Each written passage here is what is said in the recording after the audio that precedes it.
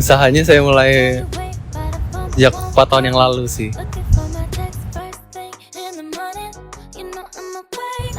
Dagangnya saya dagang es podeng. Kalau per cupnya sendiri sih sekitaran 12.000.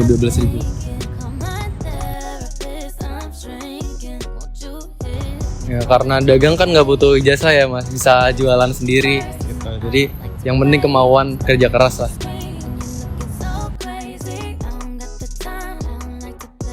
Kalau target sih mas pasti dari yang bulan-bulan lalu kan saya catat-catatin itu ya.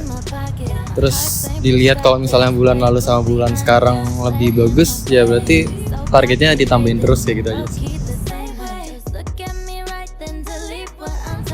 Paling menantang sebenarnya nggak menantang banget sih mas, semua paling kayak biasa kan orang dagang sebelahan gitu, ada yang gosip-gosip lah katanya saya tuh pakai gimana gitu.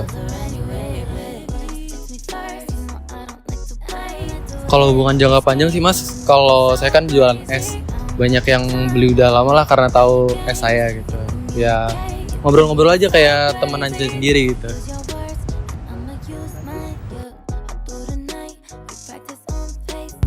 Kalau pelanggan baru pastinya jangkauan ya mas ya. Jadi kita bos saya sih sebenarnya, cuma pasti memperluas jangkauan buat ada cabang-cabang yang belum kita jualan di situ.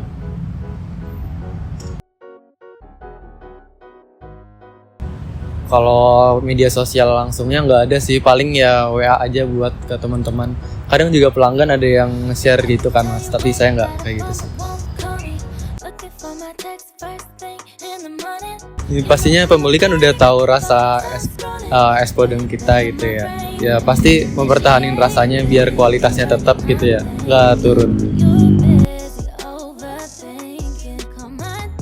Kalau misalnya kayak gitu, misal dagangan nggak habis pasti ya gimana ya. Kadang kan ada yang kayak kadang ketutup, udah ketutup, modalnya udah ketutup juga, paling kayak dijual beli 2 gratis 1, beli 3 gratis 1 kayak gitu sih buat ngabisin. Kan bisa basi juga kalau es.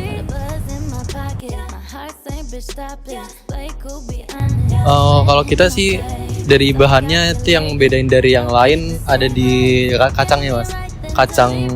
Kalau kacang kita tuh disangrai, sama kalau kita tuh pakai kacang hijau buat es podengnya.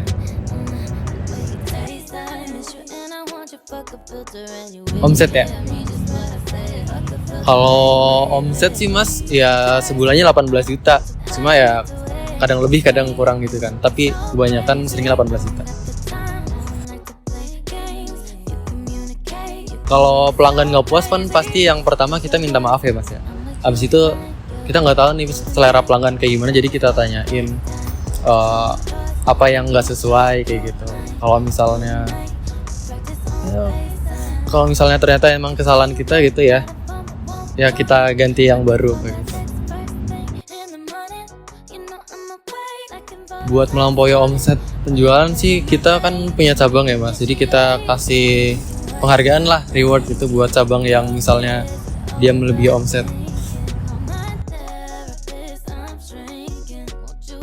Kalau penjualan terbesar kita sih ada di 50 juta ya mas, agak tinggi ya dari omsetnya, tapi emang kalau jualan kayak gitu ya. Kalau es kayak es pada umumnya es podeng tuh paling ya waktu musim-musim kemarau orang-orang lagi pengen makan es itu kan panas-panas.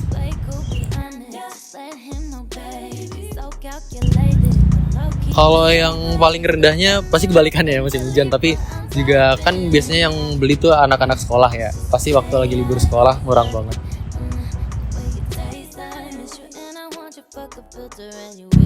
Kayaknya kalau tren pasti ada terus sih mas. Kalau es podeng kan dari dulu udah ada ya. Ya kita tetap pertahanin kualitasnya aja biar orang-orang pasti balik lagi gitu. Makasih ya Pak. Sama-sama ya. Dari wawancara yang sudah kita lakukan, bisa disimpulkan bahwa proses berdagang Bapak Huda sudah cukup baik.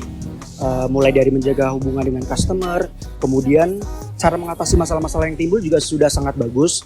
Kemudian cara menetapkan target omset sudah cukup baik juga.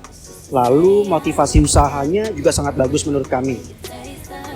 saran-saran dari kelompok kami pertama adalah mungkin Bapak Huda bisa mencoba menjajakan dagangan seperti brand-brand yang sedang naik daun saat ini, yaitu dengan cara berkeliling. Dengan begitu, Bapak mungkin dapat menjangkau customer dengan cukup luas dan segmentasinya pun akan ikut meluas juga.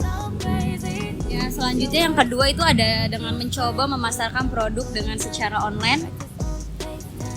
Dan untuk yang ketiga itu mencari lokasi-lokasi yang strategis untuk cabang-cabang selanjutnya. Dan yang terakhir, Yang keempat adalah menyediakan beberapa ukuran cup agar variatif. Sekian dari kami, terima kasih.